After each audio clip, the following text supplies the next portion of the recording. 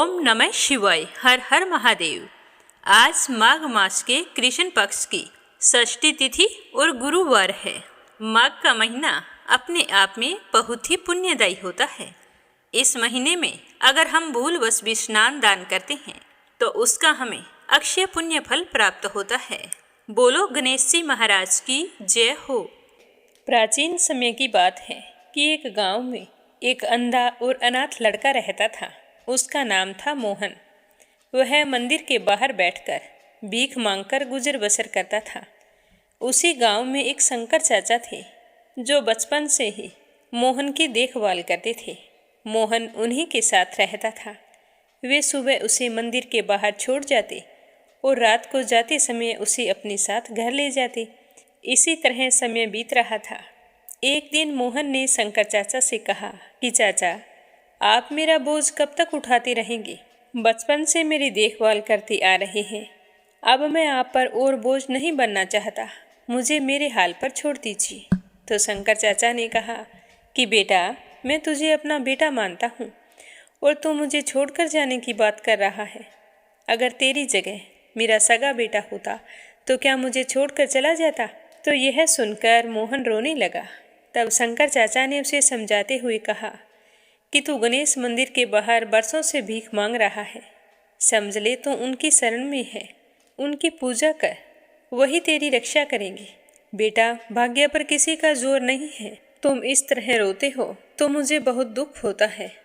मैं तुझे माता पिता बनकर पाल पोस तो सकता हूँ, पर तुम्हारी आंखों की रोशनी कहाँ से लाऊं? जब तुम परेशान होता है तो मुझे बहुत बुरा लगता है। तू मुझसे वादा कर कि आज के बाद कभी नहीं रोएगा। तो मोहन कहने लगा कि चाचा, मैं आज के बाद कभी नहीं रोऊंगा, पर मैं भगवान की पूजा कैसे करूं? मैं तो भिखारी हूं और भिखारी को मंदिर में जाने की इजाज़त नहीं होती। मैं तो मन ही मन गणेश जी को याद कर लेता हूं। तो शंकर चाचा ने कहा कि बेटा, तू चिंता मत कर, एक दिन सब कुछ ठीक हो जाएगा। इस तरह बातें करते करते चाचा भतीजे सो गए।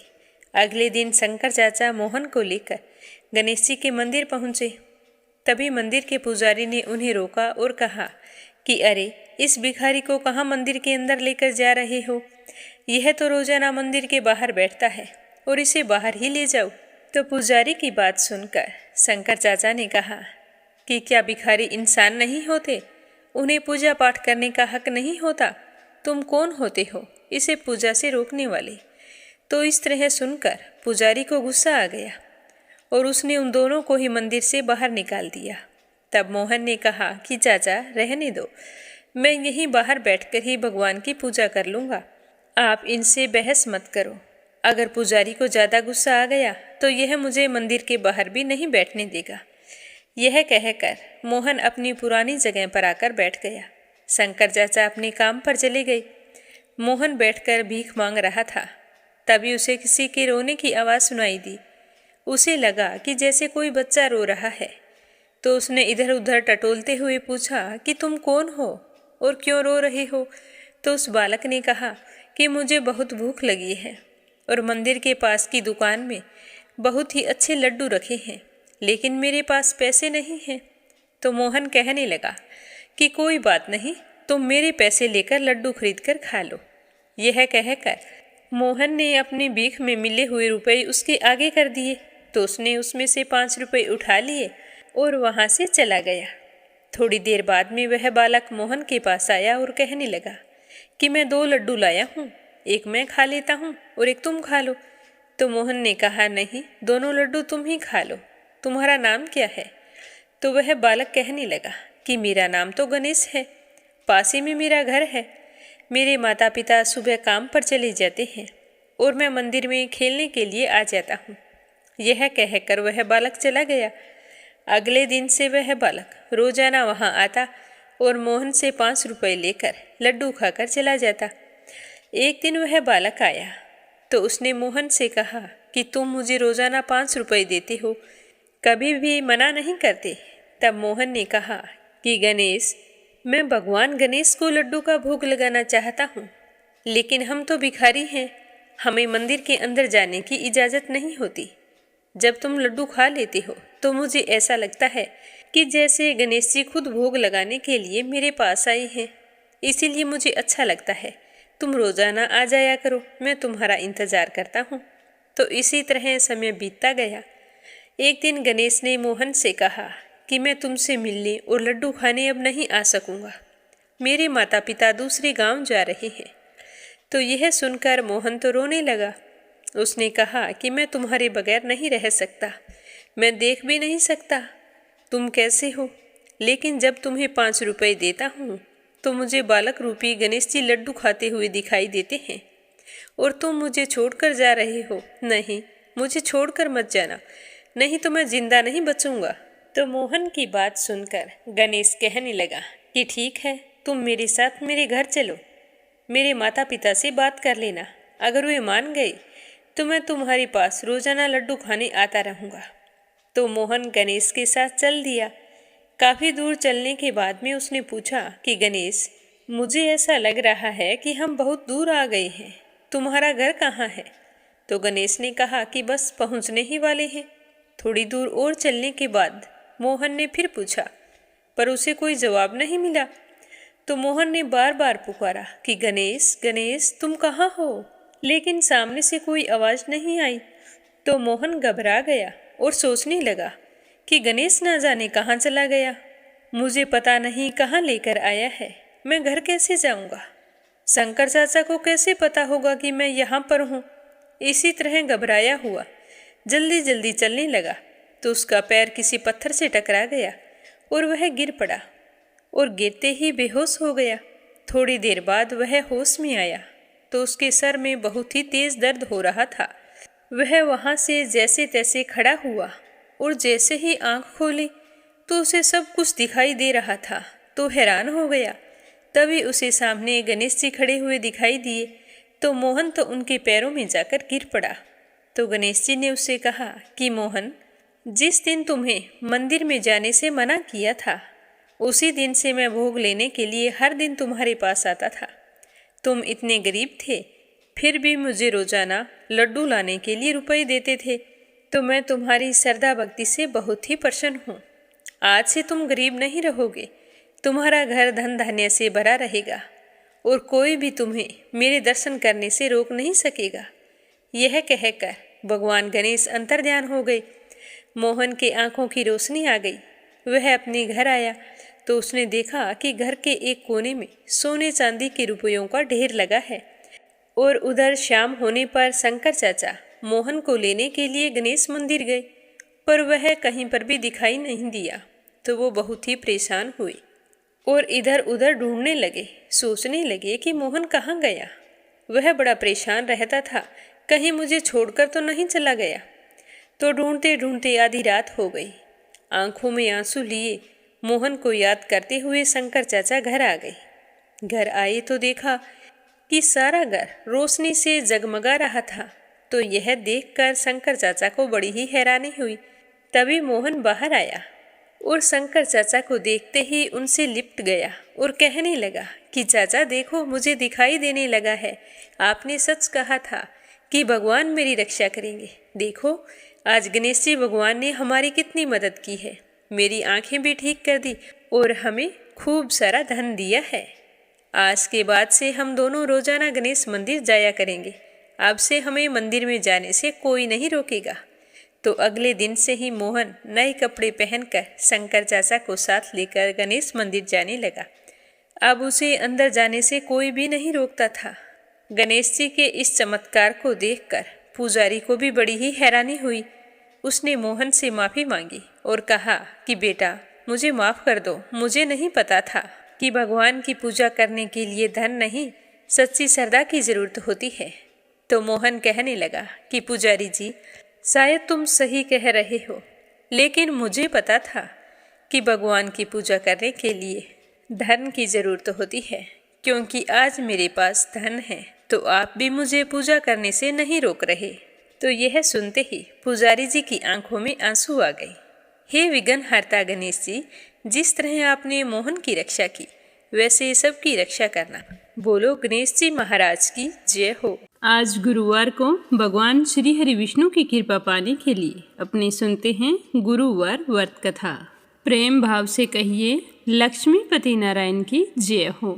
प्राचीन समय की बात है कि भारतवर्ष में एक प्रतापी और दानी राजा रहा करता था।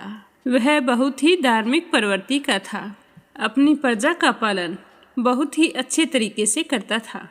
हर समय ज़रूरतमंद के काम आता और गरीबों और ब्राह्मणों की सहायता करता और उन्हें खूब दान दिया करता था। लेकिन राजा के दान करने की बात उसकी रानी को बिल्कुल भी अच्छी नहीं लगती थी। वह ना तो गरीबों को दान देती, ना ही भगवान का पूजन करती और राजा को भी कहती कि राजन, आप इस तरह से गरीब लोगों में धन मत लुटाओ। अगर आप ऐसा ही करते रहे तो एक दिन ऐसा आएगा कि हमारे खजाने में बिल्कुल भी धन राशि नहीं बचेगी। लेकिन राजा पर रानी की बातों का कोई असर नहीं होता था। एक दिन राजा शिकार खेलने वन को गए हुए थे और रानी महल में अकेली थी। उसी समय बृहस्पति देव ने सोचा कि क्यों न आज रानी की परीक्षा ली जाए। यह सोचकर गुरु बृहस्पति ने एक साधु का भेष धारण करके राजा के महल में भिक्षा के लिए आ गए और आवाज़ें देने लगे। तो जैसे ही आवाज़ सुनकर रानी बाहर आई तो साधु बाबा ने कहा कि बेटा भिक्षा दो। तो रानी कहने लगी कि नहीं साधु महाराज, मैं भिक्षा नहीं दे सकती।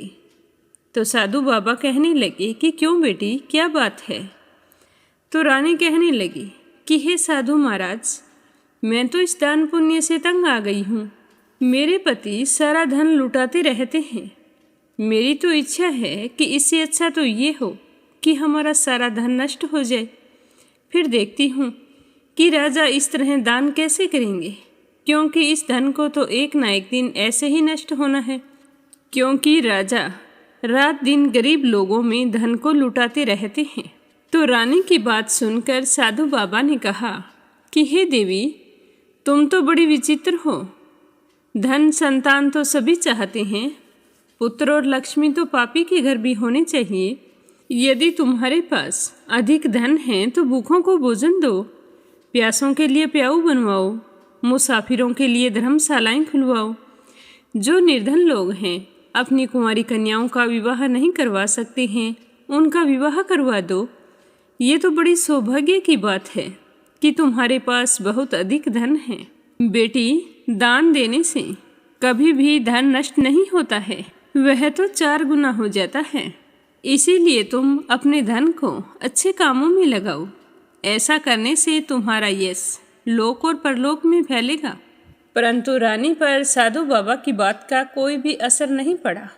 वो कहने लगी कि हे साधु बाबा, आप मुझे कुछ ना समझाएं। मैं ऐसा धन नहीं चाहती हूँ जो हर जगह बांटती फिरूं।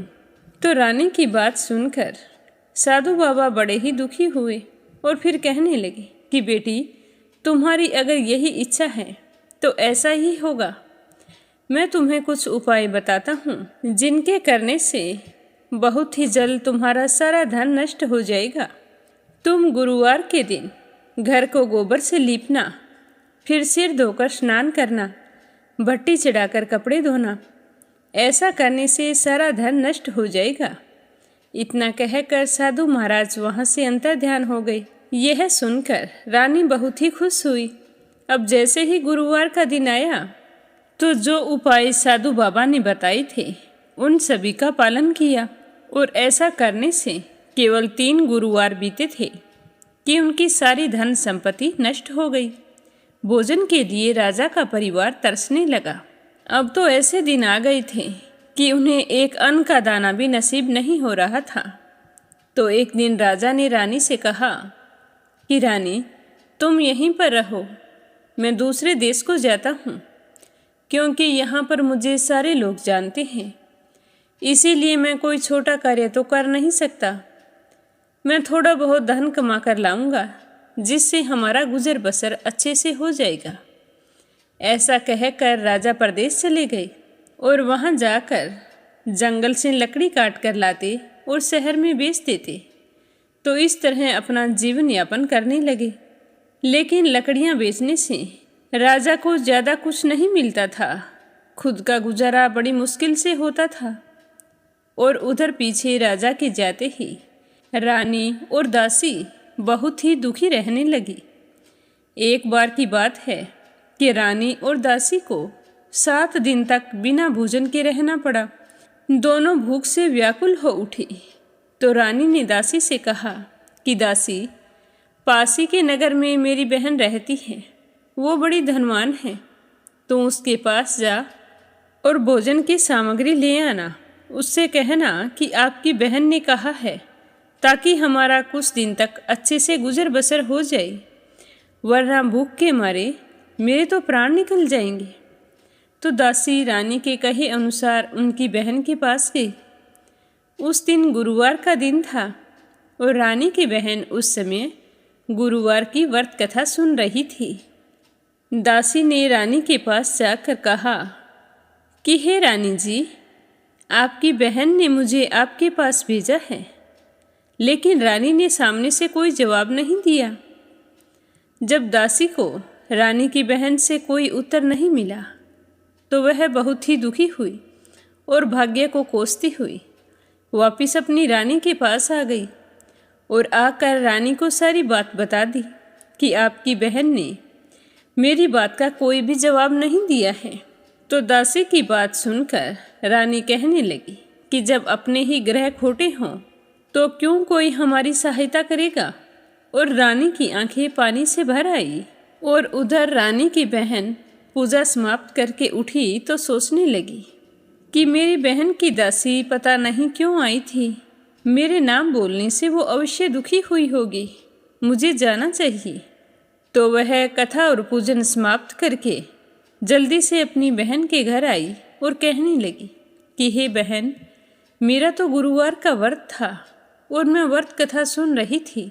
जब तक कथा सुनते हैं तब तक ना तो बीच में उठते हैं और ना ही बोलते हैं, इसीलिए मैं चुपचाप बैठी थी। अब बताओ कि तुम्हारी दासी मेरे यहाँ क्यों गई थी। तो रानी कहने लगी कि बहन, मैं तुमसे क्या छिपाऊं, देखो मेरे घर में खाने तक को अनाज नहीं है। हमारी आर्थिक स्थिति इतनी खराब हो गई है कि राजा को देश छोड़कर जाना पड़ा। पता नहीं वो कहाँ है, किस हाल में है।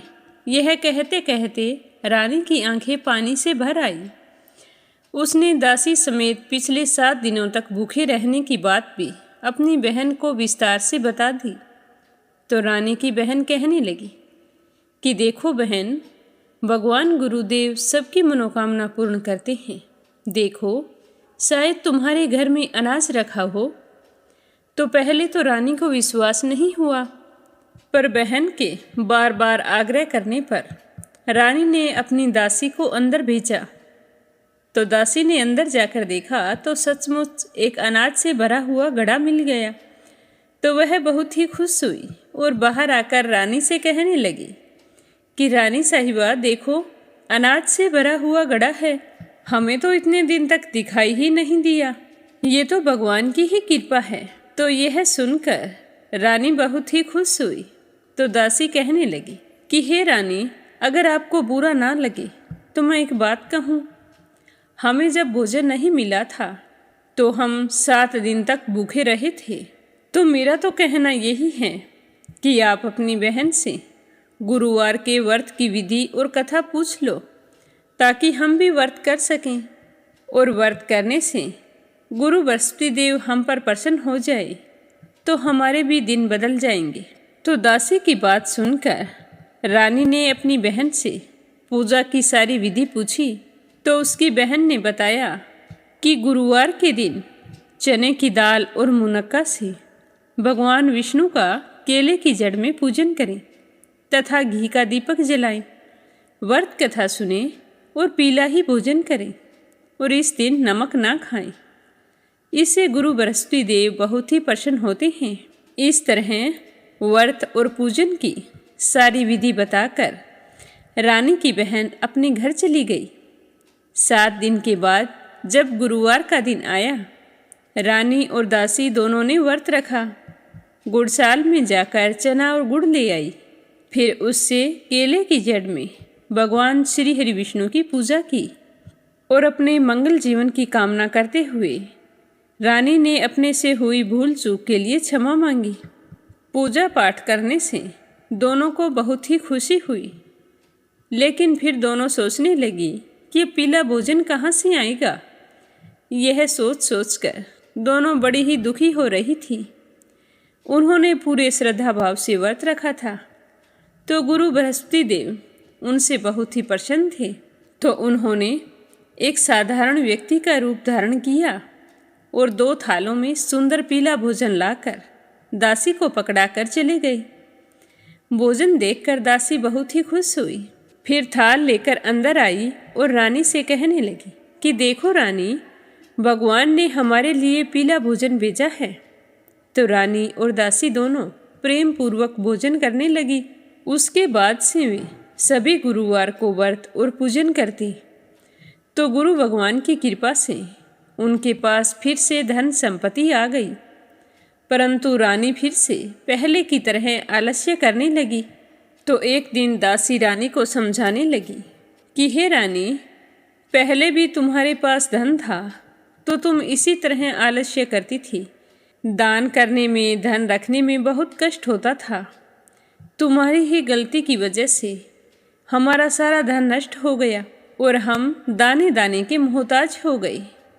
और अब हमें विष्णु भगवान की कृपा से धन मिला है, तो तुम फिर से आलस्य करने लगी हो। हे रानी, मैं नहीं चाहती कि जो दुख हमने भोगे थे वो हमें फिर से भोगने पड़े। हे रानी, हमने बड़ी मुसीबतों के बाद यह धन पाया है, इसीलिए हमें इस धन को दान पुण्य में लगाना चाहिए। भूखे मनुष्यों को भोजन करवाओ, धन को शुभ कार्यों में खर्च करो, जिससे तुम्हारे कुल का यश बढ़ेगा, स्वर्ग की प्राप्ति होगी और तुम्हारे पितर प्रसन्न होंगे। तो दासी की बात सुनकर रानी ने अपने धन को शुभ कार्यों में खर्च करना शुरू कर दिया, जिससे पूरे नगर में उसका यश फैलने लगा, जिससे रानी को बहुत ही खुशी होती थी। अब रानी में आलस्य बिल्कुल भी नहीं रहा। पर राजा के तो वही हाल थे। जंगल में जाते, लकड़ियां काट कर लाते और फिर उन्हें बाजार में बेचकर अपने लिए भोजन की व्यवस्था करते। तो एक दिन राजा बहुत ही दुखी हो गए और एक पेड़ के नीचे आसन जमाकर बैठ गए, अपने पुराने दिनों को याद करके। और आज की हालत देखकर राजा व्याकुल हो गए और दुखी होकर राजा रोने लगे। उस दिन गुरुवार का दिन था। तो राजा ने देखा कि निर्जन वन में एक साधु प्रकट हुए हैं। वो साधु के भेष में स्वयं गुरु भगवान थे। वो लकड़हारे बने राजा के सामने आए और कहने लगे कि हे लकड़हारे, तू इस सुनसान जंगल में चिंता मगन क्यों बैठा है? तो लकड़हारे ने दोनों हाथ जोड़कर प्रणाम किया और कहा कि हे साधु महाराज, आप तो सब कुछ जानने वाले हैं, मैं क्या कहूँ। इस तरह कहकर राजा रोने लगे और साधु को अपनी आत्मकथा सुनाई। तो राजा की सारी बात सुनकर साधु बाबा ने कहा कि हे राजन, तुम्हारी स्त्री ने गुरुवार के दिन गुरु भगवान का निरादर किया है, जिसके कारण रुष्ट होकर तुम्हारी यह दशा कर दी है। तुम दान पुण्य करते थे तो वो तुम्हारी रानी को बिल्कुल भी अच्छा नहीं लगता था। तो उन्होंने स्वयं गुरु भगवान से कहा था कि मेरा सारा धन नष्ट हो जाए। तो रानी के कहने पर ही तुम्हारे धन नष्ट हुआ है और तुम दर दर की ठोकरें खाते फिर रहे हो। लेकिन हे राजन, तुमने अपने जीवन में बहुत दान पुण्य किया है और मैं तुमसे बहुत ही प्रसन्न हूँ। इसीलिए मैं तुम्हारी चिंता को दूर करने के लिए यहाँ आया हूँ। अब तुम मेरे कहने पर चलो, तुम्हारे सारे कष्ट दूर हो जाएंगे और भगवान की कृपा से तुम्हारे पास पहले से अधिक धन संपत्ति हो जाएगी। तुम गुरुवार के व्रत रखने शुरू कर दो। व्रत रखकर बृहस्पति देव की पूजा करो। व्रत कथा सुनो। 2 पैसे के चने मुनक्के लाकर उसका प्रसाद बनाओ। शुद्ध लोटे में जल भरकर उसमें शक्कर मिलाओ और पूरी श्रद्धा से गुरुदेव की पूजा करो। और कथा समाप्त होने के बाद में अपने सुख सौभाग्य की कामना करो। अगर तुम ऐसा करोगे तो भगवान तुम्हारी सारी मनोकामनाएं पूर्ण कर देंगे। तो साधु के ऐसे वचन सुनकर लकड़हारा कहने लगा कि हे प्रभु, मुझे लकड़ी बेचकर इतना धन नहीं मिलता है कि मैं भोजन कर लेने के पश्चात भी कुछ बचा सकूं। मैंने रात्रि में अपनी पत्नी को व्याकुल देखा है। मेरे पास ऐसा कुछ नहीं है जिससे मैं उसकी खबर मंगा सकूं। तो लकड़हारे की बात सुनकर साधु बाबा कहते हैं कि तुम किसी बात की चिंता मत करो। गुरुवार के दिन तुम रोजाना की तरह लकड़ियां लेकर जब शहर को जाओगे तो तुमको रोजाना से दुगना धन प्राप्त होगा, जिससे तुम भली भांति भोजन कर लोगे और बृहस्पति देव की पूजा का सामान भी आ जाएगा। इतना कहकर साधु बाबा अंतर्ध्यान हो गए। धीरे धीरे दिन बीतते गए। फिर वही गुरुवार का दिन आया। लकड़हारा जंगल से लकड़ी काटकर जब शहर में बेचने के लिए गया तो उस दिन उसे और दिन से अधिक पैसा मिला, जिसे पाकर वह बहुत ही खुश हुआ और भगवान का धन्यवाद करने लगा। फिर लकड़हारे बने राजा ने चना और गुड़ आदि लाकर गुरुवार का व्रत किया तो उसी दिन से उसके सभी कलेश दूर हो गए। परंतु जब दोबारा गुरुवार का दिन आया तो राजा व्रत रखना भूल गया और इससे गुरु बृहस्पति देव नाराज हो गए। उस दिन उस नगर के राजा ने विशाल यज्ञ का आयोजन किया था तथा शहर में यह घोषणा करवाई थी कि कोई भी मनुष्य अपने घर में भोजन नहीं बनाएगा और ना ही आग जलाएगा। अगर किसी ने भी मेरी आज्ञा का पालन नहीं किया तो उसे फांसी की सजा दी जाएगी। तो इस तरह की घोषणा सारे नगर में करवा दी गई। राजा की आज्ञा के अनुसार सारे लोग राजा के यहाँ जाकर भोजन करने लगे, लेकिन लकड़हारा कुछ देर से पहुँचा, इसीलिए राजा उसे अपने साथ घर लेकर आ गए और घर पर एक कमरे में बैठाकर भोजन करवा रहे थे। तो उसी समय रानी की दृष्टि उस खूंटी पर पड़ी जिस पर उसका नौलखा हार टंगा हुआ था। तो वो हार वहाँ पर दिखाई नहीं दिया। तो रानी ने सोचा कि जरूर इसी मनुष्य ने मेरा हार चुराया है। तो रानी ने उसी समय सिपाहियों को बुलाकर उसे कैद खाने में डलवा दिया। लकड़हारा बेचारा बहुत ही दुखी हुआ कि जो गुनाह मैंने किया ही नहीं उसकी सजा मुझे भुगतनी पड़ रही है। ना जाने मैंने पूर्व जन्म में कौन से बुरे कर्म किए थे जिसकी वजह से मुझे आज इतने दुख उठाने पड़ रहे हैं। तो इसी तरह दुखी होता हुआ वह लकड़हारा उसी साधु बाबा को याद करने लगा जो जंगल में मिला था। तो सच्चे मन से याद करते ही गुरु बृहस्पति देव साधु के रूप में वहाँ पर प्रकट हो गए और लकड़हारे की दशा को देखकर कहने लगे कि अरे मूर्ख, तूने गुरुदेव की कथा नहीं की और ना ही व्रत किया है, इसी कारण तुझे ये दुख प्राप्त हुआ है। लेकिन अब तुम्हें चिंता करने की कोई आवश्यकता नहीं है। अब की बार गुरुवार का दिन आएगा तो तुम्हें कारागार के दरवाजे पर 4 पैसे पड़े मिलेंगे। तो उनसे बृहस्पति देव की पूजा करना और व्रत रखना, ते सारे कष्ट दूर हो जाएंगे। ऐसा कहकर साधु बाबा अंतर्ध्यान हो गए और लकड़हारा गुरुवार का इंतजार करने लगा। जैसे ही गुरुवार का दिन आया तो लकड़हारे ने कारागार के दरवाजे की तरफ देखा तो वहाँ पर 4 पैसे पड़े थे। देखकर वह बहुत ही खुश हुआ और उन्हें उठाकर बृहस्पति देव की पूजा करने लगा। और पूजा समाप्त होने पर उसने बड़े ही विनम्र भाव से भगवान से कहा कि हे भगवान, मैं तो अनजान और अज्ञानी हूँ। मैं व्रत और पूजा पाठ के बारे में कुछ भी नहीं जानता हूँ। अगर मुझसे कुछ भूल चूक हो गई हो तो मुझे क्षमा करना। हे भगवान, मेरे दुख दूर करो। मैं अपने घर जाना चाहता हूँ। तो गुरुदेव उसकी पूजा से बहुत ही प्रसन्न हुए और उसी रात नगर के राजा को स्वप्न में जाकर कहा कि हे राजन, तुमने जिस आदमी को कारागार में बंद किया है वह निर्दोष है और वह एक राजा है। तुम सुबह होते ही उसे छोड़ देना। तुम्हारी रानी का हार उसी खूंटी पर टंगा हुआ है। अगर तुम ऐसा नहीं करोगे तो मैं तुम्हारा धन और राज्य सब कुछ नष्ट कर दूंगा। तो इस तरह रात्रि के स्वप्न को याद करके राजा प्रातःकाल उठते ही खूंटी पर टंगे हुए हार को देखा और फिर लकड़हारे को बुलाकर उसे क्षमा मांगी। फिर लकड़हारे को योग्य सुंदर वस्त्र आभूषण देकर विदा किया। गुरुदेव की आज्ञा अनुसार लकड़हारा अपने नगर की ओर चल दिया। जब राजा अपने नगर के निकट पहुंचा तो उसे बड़ा ही आश्चर्य हुआ, क्योंकि नगर में पहले से अधिक बाग, तालाब, कुएं तथा बहुत सी धर्मशाला, मंदिर आदि बन गए थे। तो राजा पूछने लगे कि ये बाग और धर्मशाला किसने बनवाई हैं? तो सारे लोग कहने लगे कि ये तो सब रानी और बांदी ने बनवाई हैं। तो राजा को बहुत ही आश्चर्य हुआ और गुस्सा भी आया कि रानी के पास इतना धन कहाँ से आया, जो मेरे जाते ही उसने इतने कुएं बावड़ी बनवा दिए हैं। तभी एक व्यक्ति जाकर रानी को खबर कर देता है कि राजा आ गए हैं और महल की तरफ आ रहे हैं। तो रानी ने बांदी से कहा कि हे दासी, जो कुछ मैं कह रही हूँ तुम ध्यान से सुनना।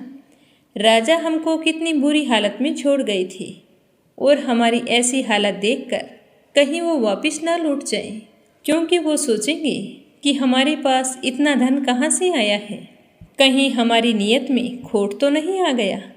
इसीलिए हे दासी, तुम दरवाजे पर खड़ी हो जा। तो रानी की बात सुनकर दासी दरवाजे पर खड़ी हो गई। राजा आए तो उन्हें अपने साथ महल में ले आई। तब राजा ने क्रोध करते हुए अपनी रानी से कहा कि हे रानी, तुम्हें यह धन कहाँ से प्राप्त हुआ?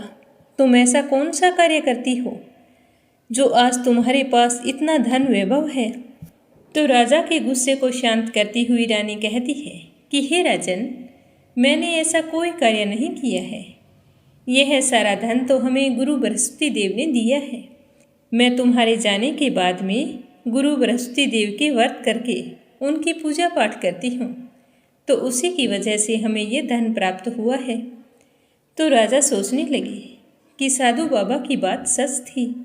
फिर से धन और अपने परिवार को पाकर राजा बहुत ही खुश हुए और राजा ने निश्चय किया कि 7 रोज बाद तो सारे लोग गुरु बृहस्पति देव का पूजन करते हैं, व्रत रखते हैं, परंतु मैं अब से रोजाना दिन में 3 बार कहानी कहा करूँगा और रोजाना व्रत किया करूँगा। अब राजा के दुपट्टे में हर समय चने की दाल बंधी रहती। अब राजा 3 बार दिन में कहानी कहते और रोजाना व्रत रखते।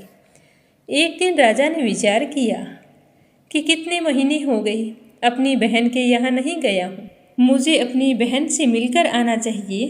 तो ऐसा निश्चय करके राजा घोड़े पर सवार होकर अपनी बहन के घर के लिए रवाना हो गए। थोड़ी दूर गए तो कथा कहने का समय हो गया। तभी मार्ग में राजा ने देखा कि कुछ आदमी एक मुर्दे को लेकर जा रहे हैं।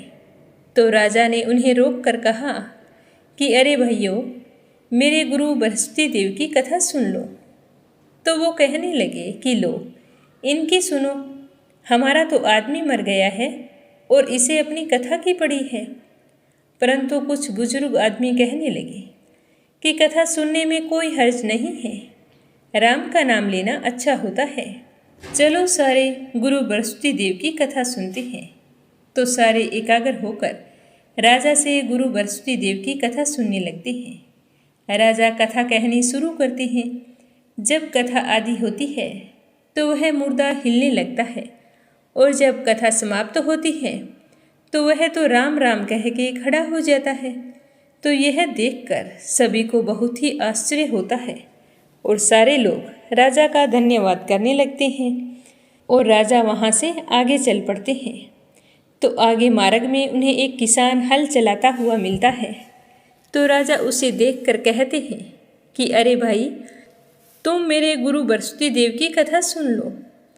तो राजा की बात सुन के किसान कहता है कि भाई, तुम्हारे तो कोई कामकाज है नहीं, मेरे तो बहुत काम है।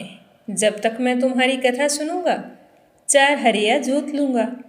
तुम यहाँ से जाओ और अपनी कथा किसी और को सुनाना, जिसके तुम्हारी तरह कोई काम ना हो, वही तुम्हारी कथा को सुन सकता है।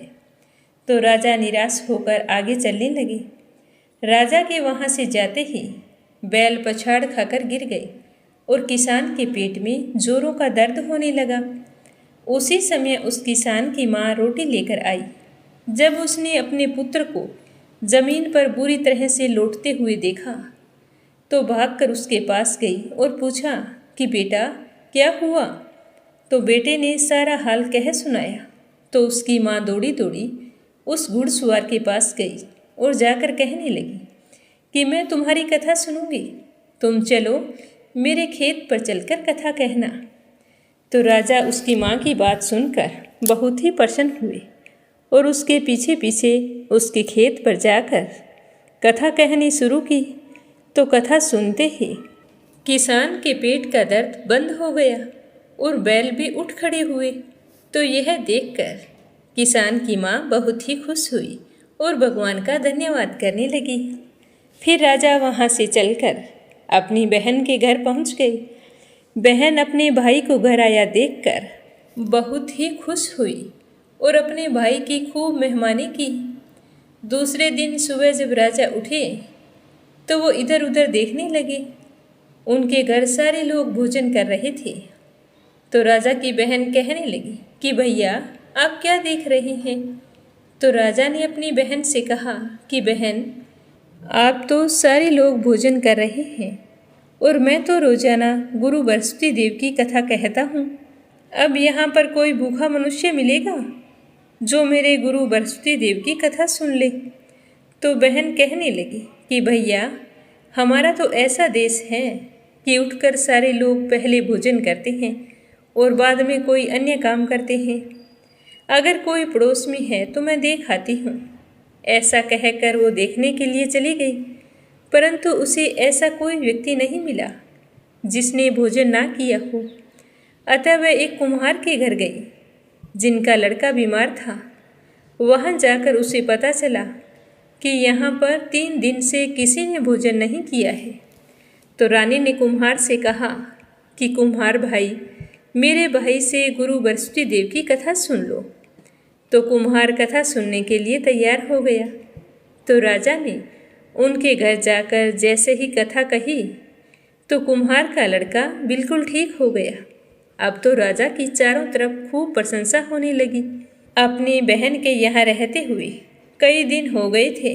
तो एक दिन राजा ने अपनी बहन से कहा कि बहन हम अपने नगर को जाना चाहते हैं, मैं चाहता हूँ कि तुम भी तैयार हो जाओ।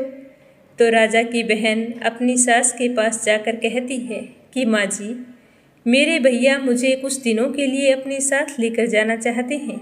तो उसकी सास कहती है कि हाँ हाँ क्यों नहीं, चली जा, परंतु अपने लड़कों को साथ लेकर मत जाना, क्योंकि तेरे भाई की कोई औलाद नहीं है और हमारे बच्चों के साथ कहीं कोई ऊंच नीच हो गई तो हम क्या करेंगे।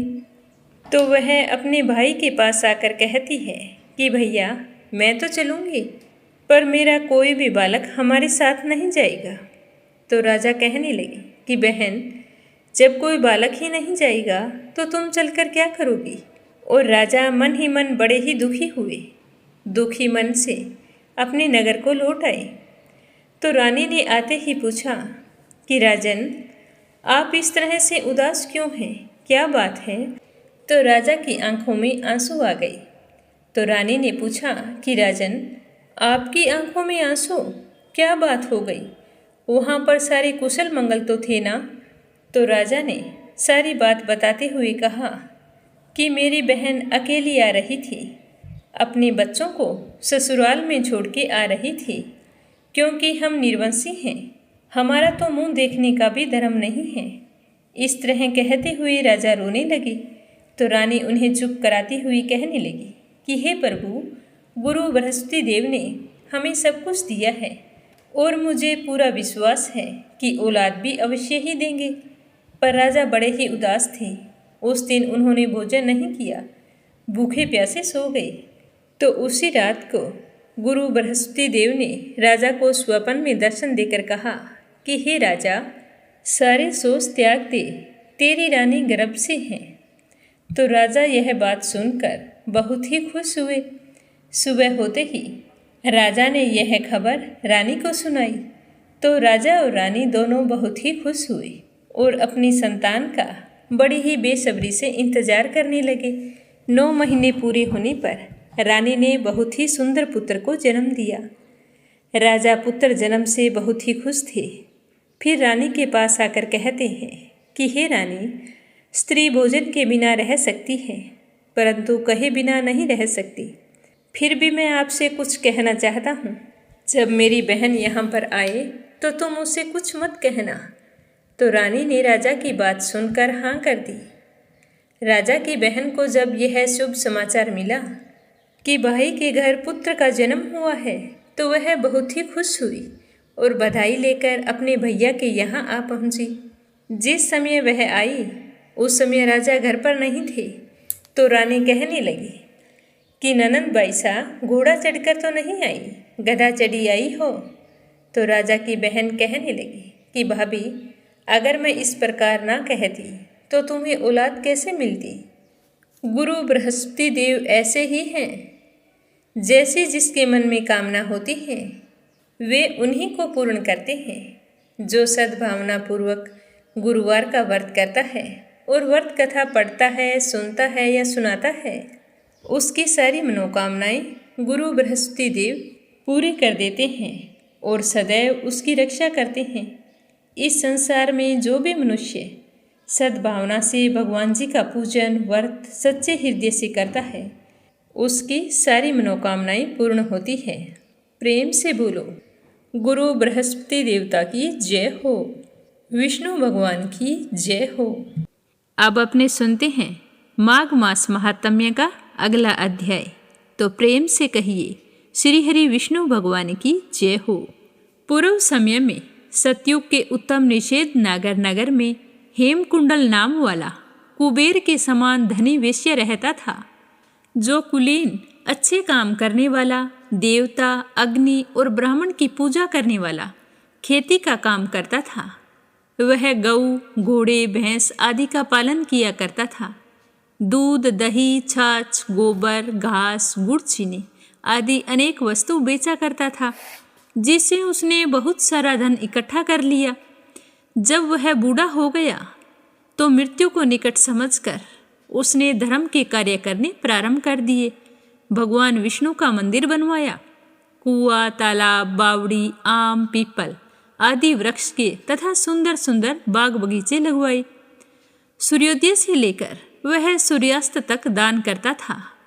गांव के चारों तरफ जल की प्याऊ लगवाई। उसने सारे जन्म भर में जितने भी पाप किए थे उनका प्रायश्चित करता था। इसी प्रकार उसके 2 पुत्र उत्पन्न हुए, जिनके नाम उसने रखे कुंडल और विकुंडल। जब वे दोनों लड़के युवावस्था को प्राप्त हुए तो हेमकुंडल ने वेश्यगृहस्थी का सारा कार्य सौंपकर तपस्या के निमित्त स्वयं वन में चला गया और वहां जाकर विष्णु भगवान की आराधना करने लगा। इतनी कठिन आराधना की कि शरीर को सुखाकर अंत में विष्णु लोक को प्राप्त हुआ। पर उसके दोनों पुत्र लक्ष्मी के मद को प्राप्त होकर बुरे कामों में लग गए। खूब धन था, काम करने की जरूरत नहीं समझे। वेश्यागामी वीणा आदि बाजे लेकर वेश्याओं के साथ गाते फिरते थे।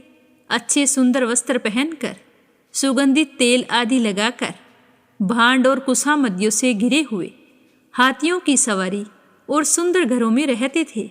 इस प्रकार भूमि के ऊपर बोए बीज के समान वह अपने धन को बुरे कामों में नष्ट करते थे। कभी भी किसी सुपात्र को दान आदि नहीं देते थे, ना ही कभी हवन, देवता या ब्रह्मा जी की सेवा तथा विष्णु जी का पूजन करते थे। तो इस तरह उनका धन थोड़े ही दिनों में नष्ट हो गया और वह दरिद्रता को प्राप्त होकर बहुत ही दुखी हो गए। भाई, जन, सेवक, उपजीवी सारे के सारे लोग इन्हें छोड़कर चले गए। तो ये सोचने लगे कि अब आजीविका कैसे चलाएं। तो दोनों ने चोरी करना शुरू कर दिया और राजा के भय से नगर को छोड़कर डाकुओं के साथ वन में रहने लगे और वहां अपने तीक्ष्ण बाणों से वन के पक्षी, हिरण आदि पशु तथा हिंसक जीवों को मारकर खाने लगे। तो उन दोनों भाइयों में से एक पर्वत पर गया, जिसे सिंह मारकर खा गया। दूसरा वन में गया, जिसे काले नाग ने डस लिया, तो उससे उसकी भी मृत्यु हो गई। तब यमराज के दूत उन दोनों को बांधकर यम के पास ले गए और कहने लगे कि महाराज, इन दोनों पापियों के लिए कोई आज्ञा दें, इन्हें क्या सजा देनी है। तो इस तरह अपने जीवन में खूब काम किया, धर्म कर्म के कार्य भी किए और अंत में विष्णु भगवान की पूजा करके विष्णु लोक को प्राप्त हुआ। लेकिन पीछे जरूरत से ज्यादा धन छोड़ देने के कारण उसके दोनों पुत्रों ने कभी भी धन की कदर नहीं की। कमाया हुआ मिला तो मौज मस्ती में उड़ा दिया, ना कभी कोई धर्म का कार्य किया, ना कभी मंदिर गए और ना ही कभी किसी की सहायता की। अपनी सारी उम्र बुरे कामों में गुजार दी और अंत में दोनों का अंत भी बुरा ही हुआ। तो आज का अध्याय समाप्त हुआ। अगले अध्याय में अपने सुनेंगे कि कुंडल और विकुंडल को यमराज ने क्या सजा दी। क्या उनके पापों का प्रायश्चित हुआ या फिर वे नरक के दुख भोगते रहे। यह सब सुनने के लिए कल का अध्याय जरूर सुनना। अब अपने सुनते हैं भागवत कथा का आगे का अध्याय। प्रेम भाव से सुनते रहिए। बोलो श्री हरि विष्णु भगवान के अनंत स्वरूपों की जय हो। श्री मैत्रेय जी कहने लगे कि हे विदुर जी, इस प्रकार उत्तानपाद के पुत्र ध्रुव जी ने तीनों लोकों के ऊपर उसके निर्मल चूड़ामणि के समान विराजमान हुए। जिस प्रकार दाएं चलाने के समय खंबे के चारों ओर बैल घूमते हैं, उसी प्रकार यह गंभीर वेग वाला ज्योतिष चक्र उस अविनाशी लोक के आश्रय निरंतर घूमता रहता है। उसकी महिमा देखकर देव ऋषि नारद जी बहुत ही प्रसन्न हुए और परचेताओं की यज्ञशाला में वीणा बजाते हुए कहने लगे कि इसमें संदेह नहीं कि पति परायण सुनीति के पुत्र ध्रुव ने तपस्या के द्वारा अद्भुत शक्ति संचित करके जो गति पाई है, उसे भागवत धर्मों की आलोचना करके वेदवादी मनुष्यगण भी नहीं पा सकते हैं। फिर राजाओं की तो बारे में कहना ही क्या है। ये तो 5 वर्ष की अवस्था में ही अपनी सौतेली माता के कटु वचनों से आहत होकर दुखी हृदय से वन में चले गए थे और मेरे उपदेश के अनुसार आचरण करके ही उन अजय प्रभु को जीत लिया है। जो भगवान अपने भक्त के गुणों से ही वश में होते हैं, उन भगवान जी को ध्रुव ने अपनी भक्ति के द्वारा अपने वश में कर लिया। ध्रुव जी ने 5-6 वर्ष की अवस्था में कुछ दिनों की तपस्या से ही भगवान को प्रसन्न करके उनका परम पद प्राप्त कर लिया।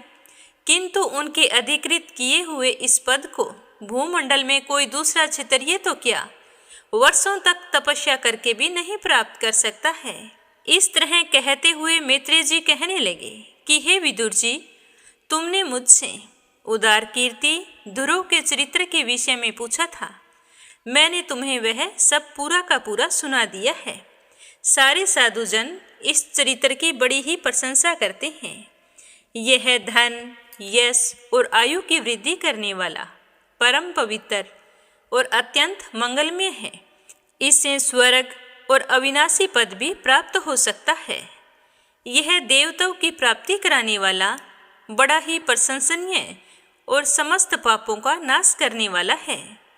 भगवत भक्त ध्रुव के इस पवित्र चरित्र को बड़ी श्रद्धा से बार बार सुनते हैं और उन्हें भगवान की प्राप्ति होती है और उनके सभी दुखों का नाश भी हो जाता है। जो भी मनुष्य ध्रुव जी के इस चरित्र को सुनता है, उसमें शील आदि गुणों की वृद्धि होती है। जो महत्व चाहते हैं, उन्हें महत्व की प्राप्ति कराने वाला स्थान मिलता है और जो तेज चाहते हैं, उन्हें तेज प्राप्त होता है। मनस्वियों का मान बढ़ता है। पवित्र कीर्ति ध्रुव जी के इस महान चरित्र को सुबह और सायंकाल के समय ब्राह्मण आदि दिव्य जातियों के समाज में एकाग्र चित्त से कीर्तन करना चाहिए या फिर सुनना चाहिए। भगवान के परम पवित्र चरणों की शरण में रहने वाला जो पुरुष इसे निष्काम भाव से पूर्णिमा, अमावस्या, द्वादशी, स्वर्ण नक्षत्र, तिथि 6, व्यतिपात, संक्रांति अथवा रविवार के दिन श्रद्धालु पुरुषों को सुनाता है, वह स्वयं अपनी आत्मा में संतुष्ट रहने लगता है और वह सिद्ध भी हो जाता है। यह साक्षात भगवत विषय अमृत में ज्ञान है। जो लोग भगवान मार्ग के मर्म से अनजान हैं, उन्हें जो कोई इसे प्रदान करता है, उस दीन वत्सल कृपालु पुरुष पर देवता अनुग्रह करते हैं और उसके सारे काम सिद्ध हो जाते हैं। ध्रुव जी के कर्म सर्वत्र पवित्र और परम पवित्र हैं। वे अपनी बाल्यावस्था में ही, जब उनके खिलौनों से खेलने के दिन थे, तब उन्होंने अपने माता के घर, माता का और खिलौनों का मोह छोड़कर श्री हरि विष्णु भगवान की शरण में चले गए थे। हे विदुर जी, आज मैंने तुम्हें यह अत्यंत पवित्र चरित्र सुना दिया है। इस तरह बताते हुए श्री सूत जी कहने लगे कि हे सोनक जी, श्री मैत्रेय जी मुनि के मुख से ध्रुव जी के विष्णु पद पर आरूढ़ होने का वृतांत सुनकर विदुर जी के हृदय में भगवान विष्णु की भक्ति का उद्रेक हो आया और उन्होंने फिर से मैत्रेय जी से पूछना शुरू किया। विदुर जी कहने लगे कि हे भगवान, ये प्रचेता कौन थे, किसके पुत्र थे, किसके वंश में प्रसिद्ध थे और इन्होंने कहाँ पर यज्ञ किया था। भगवान के दर्शन से कृतार्थ देवऋषि नारद जी परम भागवत है, ऐसा मैं मानता हूँ। उन्होंने 5 रात्र का निर्माण करके श्री हरि की पूजा पद्धति रूप क्रिया योग का उपदेश किया है। जिस समय प्रचेतागण सब धर्म का आचरण करते हुए भगवान यज्ञेश्वर की आराधना कर रहे थे, उस समय भक्त परवर नारद जी ने ध्रुव का गुणगान किया था। हे ब्राह्मण देव, उस स्थान पर देवऋषि नारद जी ने भगवान की जिन जिन लीला कथाओं का वर्णन किया था, वह सब मुझे विस्तार से सुनाइए। मेरी सुनने की बड़ी इच्छा हो रही है। तो विदुर जी की बात सुनकर मैत्रेय जी कहने लगे कि हे विदुर जी, महाराज ध्रुव के वन को चले जाने पर उनके पुत्र उत्कल ने अपने पिता के सार्वभौम वैभव और राज्य सिंहासन को अस्वीकार कर दिया, क्योंकि वह जन्म से ही शांत चित्त, आसक्ति शून्य और समदर्शी था तथा संपूर्ण लोकों को अपनी आत्मा में और अपनी आत्मा को संपूर्ण लोकों में स्थित देखता था। उसके अंतःकरण का वासना रूप मल अखंड योग अग्नि से भस्म हो गया था। इसीलिए वह अपनी आत्मा को विशुद्ध बोध रस के साथ अभिन्न, आनंदमय और सर्वत्र व्याप्त देखता था। सब प्रकार के भेद से रहित प्रशांत ब्रह्मा को ही वह अपना स्वरूप समझता था तथा अपनी आत्मा से अलग कुछ भी नहीं देखता था। वह अज्ञानियों को रास्ते आदि साधारण स्थानों में बिना लपट की आग के समान मूर्ख, अंधा, बहरा, पागल अथवा गूंगा सा प्रतीत होता था। वास्तव में वह ऐसा था नहीं, लेकिन कुल के बड़े बूढ़ों तथा मंत्रियों ने उसे मूर्ख और पागल समझा और फिर उसके छोटे भाई भर्मीपुत्र वत्सर को राजा बना दिया। वत्सर की प्रेयसी भार्या सव्यर्थी थी। उसके गर्भ से पुष्पारण, तिगम केतु, इस, ऊर्ज, वसु और जय नाम के 6 पुत्र हुए। पुष्पारण के प्रभा और दोसा नाम की 2 स्त्रियां थीं। उनमें से प्रभा के प्रातः, मध्यांत और सायं ये 3 पुत्र हुए और दोसा के परदोष, निशित और व्युष्ट ये 3 पुत्र हुए। व्युष्ट ने अपनी भार्या पुष्करिणी से सर्वतेजा नामक पुत्र उत्पन्न किया।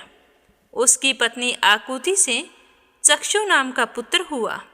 चाक्षुष मनवंतर में वही मनु हुआ। चक्षु मनु की स्त्री नहला से पुरु, कुत्स, त्रित, धूमन, सत्यवान, रित, वरत, अग्निष्टोम, अतिरातर, प्रद्युमन, शिबी और उल्मुख ये 12 सतव गुणी बालक उत्पन्न हुए। इनमें से उल्मुख ने अपनी पत्नी पुष्करिणी से अंग, सुमना, ख्याति, कृतु, अंगीरा और ज्ञ 6 पुत्र उत्पन्न किए। अंग की पत्नी सुनीता ने क्रूर कर्मा वेन को जन्म दिया, जिसकी दुष्टता से उद्विग्न होकर राज ऋषि अंग नगर छोड़कर चले गए थे। इस तरह बताते हुए श्री मैत्रेय जी कहने लगे कि हे विदुर जी, मुनियों के वाक्य वज्र के समान अमोघ होते हैं। उन्होंने कुपित होकर वैन को श्राप दिया और जब वह मर गया तो राज्य बिना राजा के हो गया। तो फिर उस राज्य में लुटेरे आने लगे और प्रजा को कष्ट देने लगे। यह देखकर उन्होंने वैन की दाहिनी भुजा का मंथन किया, जिससे भगवान विष्णु के अंश अवतार आदि सम्राट महाराज पृथु प्रकट हुए। तो यह सुनकर विदुर जी पूछने लगे कि हे ब्राह्मण देव, महाराज अंग तो बड़े शील संपन्न, साधु स्वभाव, ब्राह्मण भक्त और महात्मा थे। उसके वैन जैसा दुष्ट पुत्र उत्पन्न कैसे हुआ, जिसके कारण दुखी होकर उन्हें नगर छोड़ना पड़ा। राजदंडधारी वैन का ऐसा क्या अपराध था जो धर्मज्ञ मुनीश्वरों ने उसके प्रति श्राप रूप ब्रह्मदंड का प्रयोग किया। प्रजा का कर्तव्य है कि जब प्रजा पालक राजा से कोई पाप हो जाए तो उसका तिरस्कार ना करे, क्योंकि वह अपने प्रभाव से 8 लोकपालों के तेज को धारण करता है। हे ब्राह्मण देव, आप तो भूत भविष्य की बातें जानने में सर्वश्रेष्ठ हैं, इसीलिए आप मुझे सुनीता के पुत्र वैन की सारी बात बताइए। मैं आपका श्रद्धालु भक्त हूँ और जानने की बड़ी इच्छा रखता हूँ। तो विदुर जी की बात सुनकर श्री मैत्रेय जी ने सुनीता के पुत्र वैन के बारे में क्या बताया, जिसकी वजह से ऋषि मुनियों ने उसे श्राप दे दिया था। यह अपने सुनेंगे कल की कथा में। प्रेम भाव से सुनने के लिए आप सभी का बहुत बहुत धन्यवाद। नित्य नियम से सुनते रहिए। बोलो श्री हरि विष्णु भगवान के अनंत स्वरूपों की जय हो। अब अपने सुनते हैं लप्सी और तपसी की कहानी। बोलो लप्सी तपसी की जय हो। बहुत पुराने समय की बात है। एक गांव में एक ब्राह्मण परिवार रहा करता था। उसमें पति पत्नी के अलावा उनके 2 बच्चे थे। एक बेटा था, एक बेटी थी। ब्राह्मण दंपति बहुत ही सरल स्वभाव के थे। समय मिलने पर प्रभु का स्मरण किया करते थे। उनकी बेटी बहुत ही संस्कारी और सुशील थी, लेकिन उनका बेटा आवारा किस्म का था। वह कोई काम धाम नहीं करता और ना ही कभी अपने माँ बाप का कहना मानता था। समय के साथ दोनों बहन भाई बड़े हो गए। बहन की शादी कर दी गई, पर भाई का वही हाल था। उसके माँ बाप ने उसे समझाया कि बेटा, अब हम वृद्ध हो चले हैं, तुम कोई काम किया करो, लेकिन उस पर उनकी बातों का कोई असर नहीं होता था। तो एक दिन ब्राह्मणी अपने पति से कहने लगी कि स्वामी, आप बिल्कुल काम छोड़ दीजिए। जब घर में कुछ भी नहीं होगा तो यह अपनी जिम्मेदारी समझेगा और काम पर लग जाएगा। तो ब्राह्मण ने दूसरे दिन से काम पर जाना छोड़ दिया। तो यह देखकर उनके बेटे ने कोई काम नहीं किया और चोरी करने चला गया। आते जाते राहगीरों को लूट लेता और उसी से अपने घर का गुजारा किया करता था। तो उसकी लूटने और चोरी करने की आदत से सारे गांव वाले उसे लप्सी कहने लगे। तो लप्सी की इस हरकत से उसके माँ बाप बहुत ही दुखी रहते थे, पर वह किसी की सुनने के लिए तैयार नहीं था। इसी तरह समय बीतता गया। एक दिन की बात है कि लप्सी एक पीपल के पेड़ पर बैठा था। तभी शिव पार्वती जा रहे थे। पार्वती माता गहनों से लदी हुई थी। तो लप्सी उन्हें देखकर सोचने लगा कि सूरत के कितने गहने हैं, आज ये सारे के सारे लूट लूँगा तो मुझे कई महीनों तक चोरी नहीं करनी पड़ेगी। तो वह लूटने के इरादे से पीपल की ओट में होकर बैठ गया। जैसे ही शिव पार्वती वहाँ से जाने लगे तो लप्सी एकदम से शिव पार्वती के सामने आकर कहने लगा कि जल्दी से जितने सारे गहने पहन रखे हैं उतार दो। तो पार्वती माता कहने लगी कि तुम चोरी क्यों करती हो, तुम्हें पता है चोरी करना पाप है। तो लप्सी कहने लगा कि क्या करूं, घर पर मेरे माँ बाप हैं, मेरी एक भांजी है, उनके लिए दोनों समय भोजन की व्यवस्था कहाँ से करूं, मुझे कोई काम तो आता नहीं है। तो लप्सी की बात सुनकर पार्वती माता कहने लगी कि तुम जो चोरी करके पाप करते हो, इस पाप का भागी कौन बनेगा। तो लप्सी कहने लगा कि मेरे घर वाले सारे बनेंगे। तो पार्वती माता कहने लगी कि कोई नहीं बनेगा, पाप के भागी केवल तुम बनोगे। तो लप्सी कहने लगा कि मैं लूट खोस कर उन्हीं के लिए लेकर जाता हूँ, तो पाप के भागी तो उन्हें बनना ही पड़ेगा। तो लप्सी की बात सुनकर पार्वती माता ने हंसकर कहा कि हम यहीं पर बैठे हैं और तुम अपने घर जाओ, अपने घर वालों से पूछो कि कोई तुम्हारे पाप का भागी बनेगा क्या? तो यह सुनकर लप्सी भागा भागा अपने घर आया और अपनी माँ के पास गया और कहने लगा कि माँ, मैं चोरी करके लाता हूँ, राह चलते राहगीरों को लूटता हूँ, तुम्हारे लिए ही तो करता हूँ। तो तुम मुझे एक बात बताओ, चोरी करने से जो पाप लगता है तो आप मेरे पाप के भागी बनोगे? तो लप्सी की बात सुनकर उसकी माँ कहने लगी कि बेटा, मैंने तो तुमसे नहीं कहा कि तुम चोरी करके लाओ, तुम कमा कर लाओ, हमें तो 2 वक्त की रोटी चाहिए, मैं तो तुम्हारी पाप की भागी नहीं बनूंगी। तो माँ के मुंह से इस तरह की बात सुनकर लप्सी तो हैरान हो गया। फिर वह अपने पिताजी के पास गया और जाकर कहने लगा कि पिताजी, मैं जो कुछ भी लूट खोस के लाता हूँ वो आपके लिए ही तो लाता हूँ। देखो, मैंने लूट कर कितना धन इकट्ठा कर लिया है, कितने ऐशो आराम है तुम्हारे। अगर मैं चोरी नहीं करता तो क्या ये सब हमें मिलता? पिताजी, मैं तुमसे एक बात पूछता हूँ कि चोरी करने से पाप लगता है, तो उस पाप में आप मेरे भागीदार बनोगे क्या? तो लप्सी की बात सुनकर उसके पिताजी कहने लगे कि बेटा, मैंने नहीं कहा कि तुम चोरी करके लाओ, तुम कमा कर लाओ, मैं तुम्हारे पाप का भागी नहीं बनूंगा। तो माँ बाप के मुंह से इस तरह की बात सुनकर वह बहुत ही उदास हुआ और सोचने लगा कि मैं कितने महीनों से चोरी कर रहा हूँ, ना जाने मुझ पर कितना पाप चढ़ गया है, और ये तो बोल रहे हैं कि पाप के भागी हम नहीं बनेंगे, तो अब क्या होगा? तो वह बड़े ही दुखी मन से शिव पार्वती से मिलने के लिए चल पड़ा। जैसे ही घर से बाहर निकलने लगा तो उसकी छोटी सी भांजी दरवाजे पर खेल रही थी। उसे पता नहीं था कि पाप पुण्य क्या होता है, तो वो कहने लगी कि मामा, पाप की भागी मैं बनूंगी। तो उसके इस तरह कहते ही लप्सी ने उसे गोद में उठाया और चल पड़ा। शिवजी भगवान और पार्वती माता के पास जाकर कहने लगा कि घर वालों ने पाप का भागी बनने से मना कर दिया है और एक यही है जो पाप की भागी बनने को तैयार है। फिर लप्सी बड़े ही दीन स्वर में कहने लगा कि हे भगवान, मैं समझ गया हूँ कि चोरी करना पाप है। आज तक जो मैंने काम किया वो बहुत ही गलत था, लेकिन अब मैं इसका प्रायश्चित करना चाहता हूँ। अब तुम ही बताओ, मुझे मेरे पापों से मुक्ति कैसे मिलेगी? तो उसकी बात सुनकर शिव पार्वती बहुत ही खुश हुए और लप्सी को कच्चे सूत का एक छोटा सा गोला देते हुए कहा कि लप्सी, ये सूत लो और इस पीपल के चारों ओर परिक्रमा लगाओ। जब यह सूत समाप्त हो जाएगा तब तुम्हारे सारे पाप नष्ट हो जाएंगे। तो यह सुनकर लप्सी बहुत ही खुश हुआ। सोचने लगा कि छोटा सा गोला है, अभी लपेट कर घर चला जाऊंगा, उसके बाद में कभी कोई पाप नहीं करूंगा। फिर उसने अपनी बांजी को कंधे पर बैठाया और पीपल की परिक्रमा लगानी शुरू कर दी। अब भगवान का वह सूत खत्म कहाँ होने वाला था। लप्सी चक्कर लगाता गया पर वह सूत खत्म नहीं हुआ।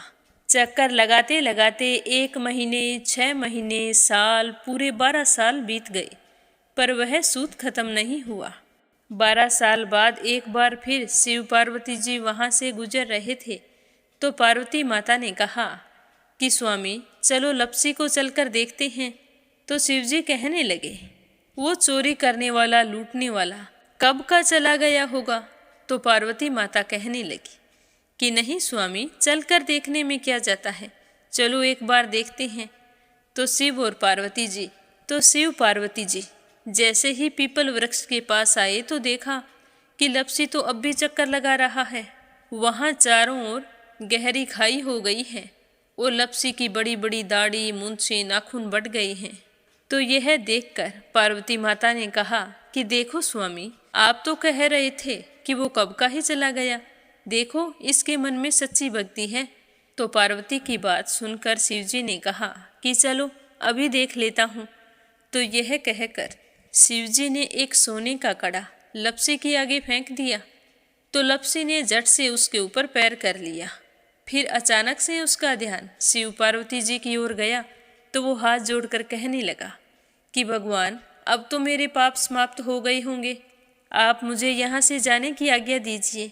आपका यह सूत अभी तक खत्म नहीं हुआ है।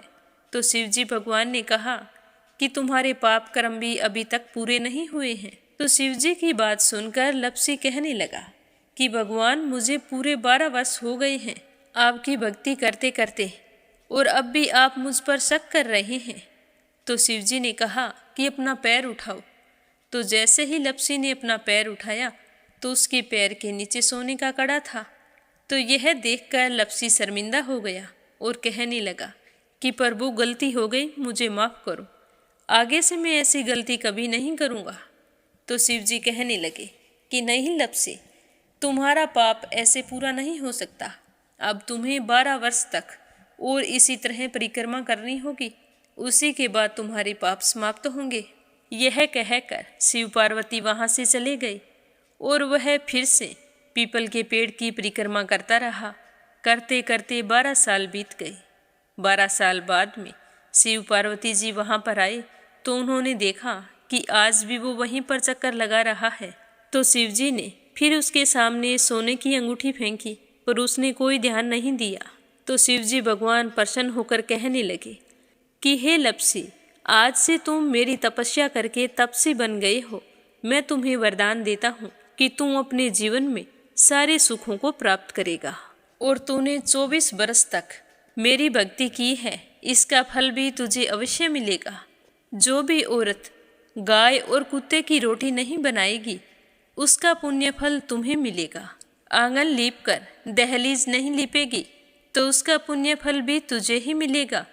अगर हमारे घर की बहन बेटी को हम सूट, तीवल या साड़ी भेंट स्वरूप देते हैं, तो साथ में मोली का धागा और कुछ रुपये नहीं देंगे, तो उसका पुण्य फल भी तुम्हें ही मिलेगा। अगर कोई दिए से दिया जलाएगा, तो उसका पुण्य फल भी तुम्हें ही मिलेगा।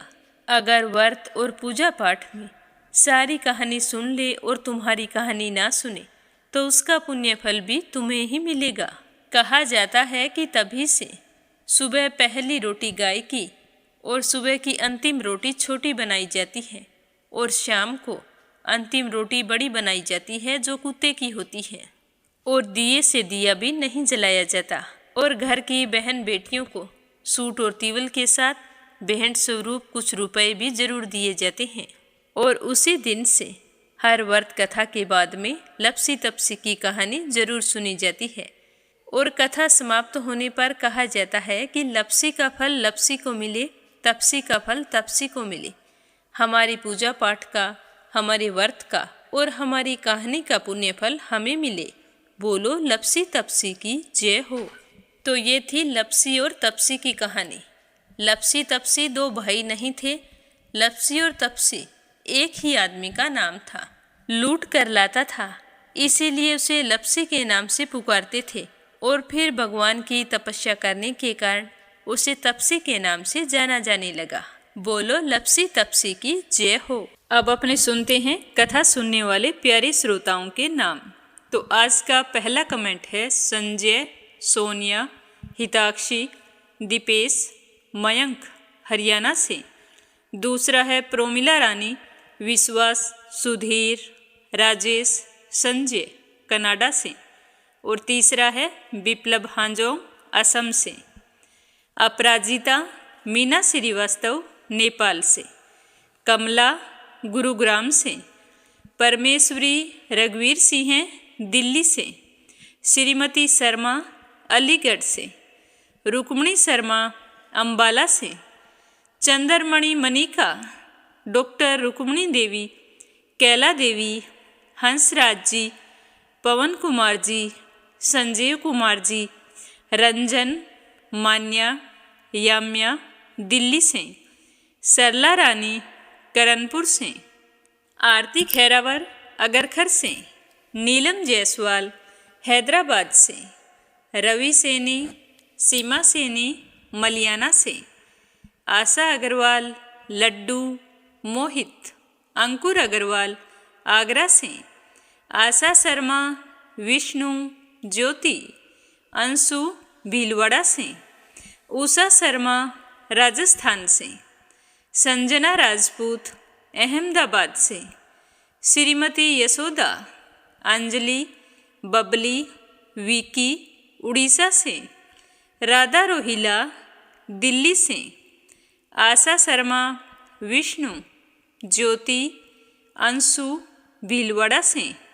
मंजुला कपूर पंजाब से, सीमा जोशी, रवि कुमार जोशी दिल्ली से, रजनी बड़ोला उत्तराखंड से, सुनीता पवार, कृषु पवार मध्य प्रदेश से, सुदेश नागपाल करनाल से, शीला सिन्हा, मीरा श्रीवास्तव, ममता श्रीवास्तव, माला छम्मा मनोज जौनपुर से, वंदना वर्मा इंदौर से, लविश सोनीपत से, यूएन तिवारी, इंदिरा तिवारी लखनऊ से, भूमि देवी, सरिता शामली से, संगीता अग्रवाल, कमला देवी अग्रवाल दुलिया महाराष्ट्र से, अनिल कुमार टिहरी करनाल से, बीना, देविका, कनिका वाशने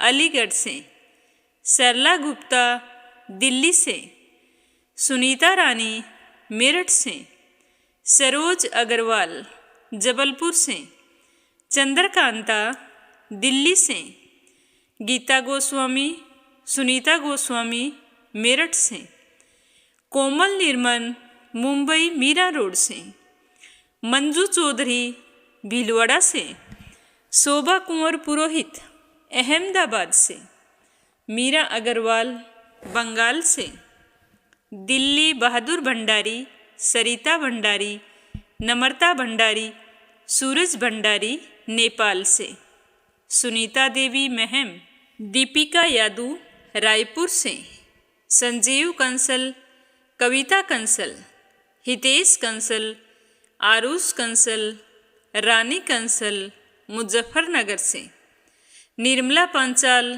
करनाल से, श्रीचंद यादव गया बिहार से, सुदेश शर्मा, बीके शर्मा लुधियाना से, शशि, शालिनी, अंकित, गोपाल, अर्चना, यर्षिदर्शी दरभंगा से, विमला नेपाल से, पूनम यादव करेली से, नंदा पांडुरंग पुजारी ब्रह्मपुरी महाराष्ट्र से, परमिला सुरेश यादव धामत्री से, अशोक कुमार जी भटनागर भोपाल मध्य प्रदेश से, अनीता गुप्ता भरतपुर से, जानवी मिश्रा, राधिका मिश्रा, सोनम मिश्रा, सचिन मिश्रा, सीता मिश्रा, माधवी मिश्रा बाराबंकी से, कमलेश भल्ला जम्मू से, सुमन चांदोरा जोधपुर से, मधु, विनोद प्रजापति,